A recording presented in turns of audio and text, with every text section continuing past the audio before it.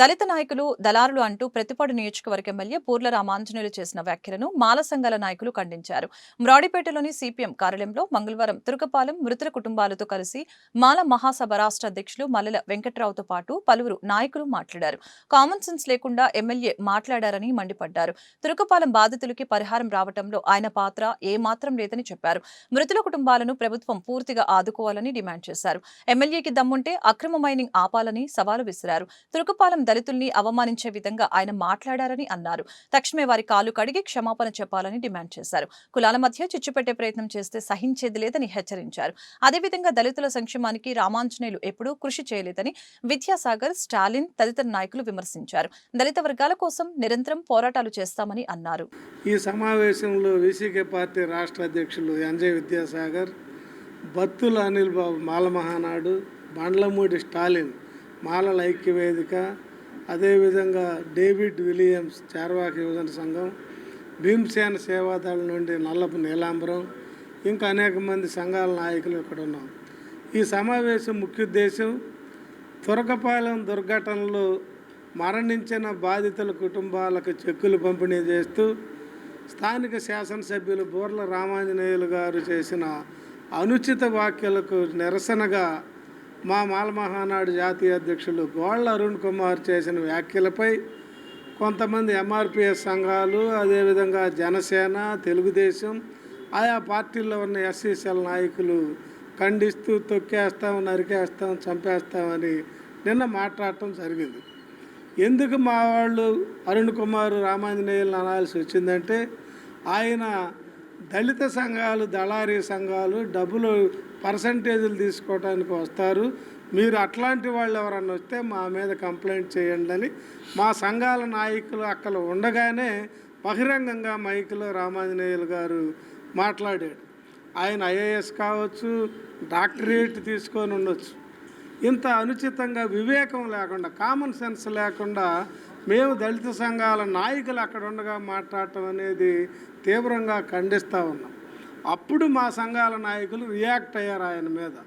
ఎందుకు రియాక్ట్ అవ్వాల్సి, మేము దళారులం కాదు, పర్సంటేజీలు తీసుకునే వాళ్ళం కాదు, రేషన్ బియ్యం వాళ్ళ దగ్గర, మద్యం షాపులు వాళ్ళ దగ్గర, మట్టి తోలుకునే వాళ్ళ దగ్గర, ఈ తురకపాలెంలో అక్రమంగా బోర్లేసి నీళ్ళు అమ్ముకునే వాళ్ళ దగ్గర 10% తీసుకునే వాళ్ళం మేము కాదు.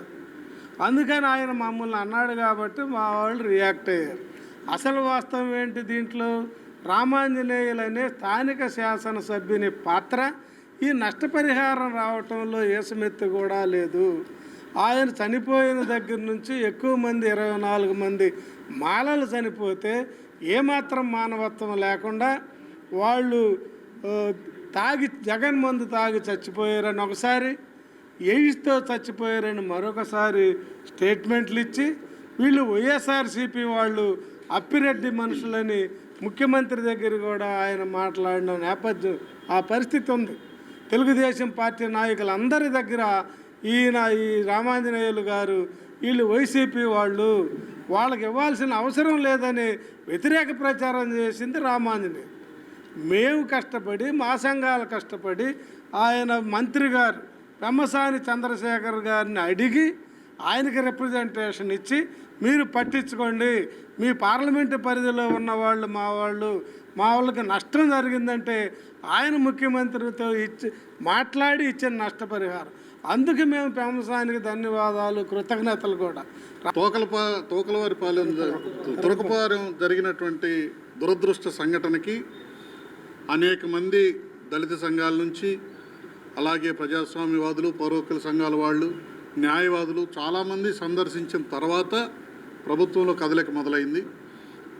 వాళ్ళు ఎప్పుడైతే కదిలారో స్థానిక ఎమ్మెల్యేగా ఉన్నటువంటి బూర్ల రామాంజనేయులు గారు వచ్చి అక్కడ ఏ విధంగా జరిగిందో ఒక డిఎంఎండ్హెచ్ఓ నుంచో, ఒక వైద్యుడి నుంచో, లేకపోతే అక్కడ స్థానికంగా ఉన్నటువంటి ప్రజాప్రతినిధుల నుంచో వాళ్ళ నుంచి ఇన్ఫర్మేషన్ తీసుకోకుండానే ఆయన ఒక్కరోజు పల్లె నిద్రం చేసి ఆ ఒక్క నిద్రలోనే ఆయన ఒక కలగనేశాడు. అదేంటంటే వీళ్ళందరూ కూడా ఎయిడ్స్తో చనిపోయారు, వీళ్ళందరూ కూడా కల్తీ మద్యం తాగి చనిపోయారు, అది మా ప్రభుత్వం తప్పేమి లేదని చెప్పి.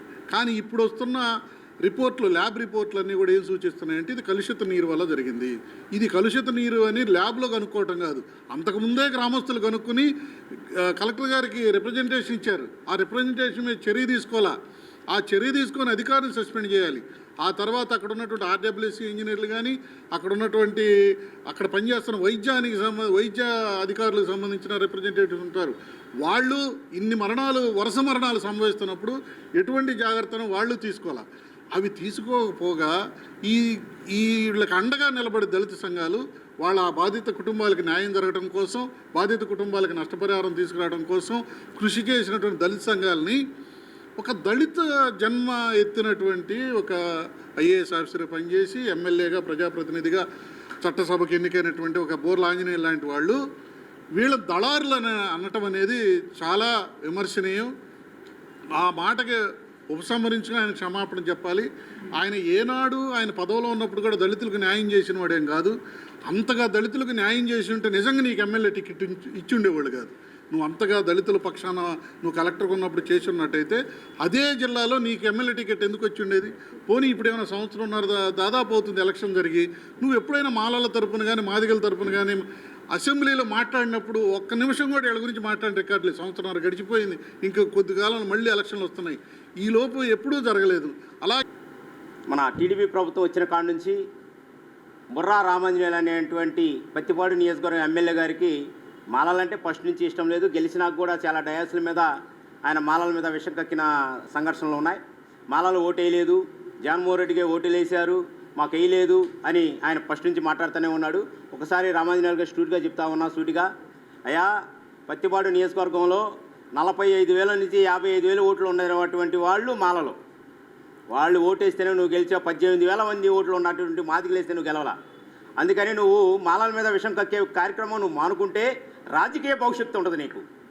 తురకపాలెంలో జరిగినటువంటి గోళ్ళారుని మీద నువ్వు కక్కినటువంటి విషయం ఇదే గోళ్ళారుని గారు, మల్లె వెంకట్రావు గారు, అలాగే ప్రతి ఒక్క దళిత సంఘాలు చంద్రబాబు నాయుడు గారు కలిసి మీ ప్రభుత్వం రావాలి అని చెప్పిన వాళ్ళు మాలలు. ఏం చేస్తున్నావు నువ్వు ఈరోజు? ఎవరి మీద విషయం కక్కుతున్నావు నువ్వు ఈరోజు? పార్టీ గెలవడానికి మాలలు కావాలి, మీరు మాత్రం మాలల మీద విషయం కక్కుతూ ఉంటారా? అది ఒక దళితుడు అయి ఉండి ఎస్సీ రిజర్వేషన్ పొంది, అలాగే ఏఎస్ చేసి ఈ మాత్రం కూడా కామన్ సెన్స్ లేకుండా నువ్వు అంటూ విషయం కక్కడం అనేది అది చాలా దుర్మార్గం. అయితే మీ మాదిగ సంఘాలను కూడా రెచ్చగొట్టావు ఈరోజు.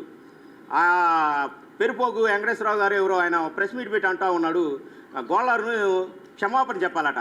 ముందు నువ్వు చెప్పాలి క్షమాపణ, మీ రామాంజనేయులు గారు చెప్పాలి క్షమాపణ. తురకపాలెంలో ఏమి జరిగిందో రామాంజనేయులు గారు నిద్ర చేశారు. ఒక రైడ్ పండుకొని ఆయనతో సింపద పొంది డబ్బులు తెప్పియాలని, అంటే మొత్తం అసలు ఎక్కడెక్కడ జరిగితే ఎంత ఇచ్చారు ప్రభుత్వాలు? ఆ పోయిన ప్రభుత్వం ఎంత ఇచ్చింది? ఎక్కడ విశాఖపట్నంలో జరిగిన వాళ్ళకి 50 లక్షలు ఎలా ఇచ్చారు, కోటి రూపాయలు ఎలా ఇచ్చారు, 10 లక్షలు ఎలా ఇచ్చారు అంటే సిచ్యువేషన్ బట్టి ఇచ్చారు కదా.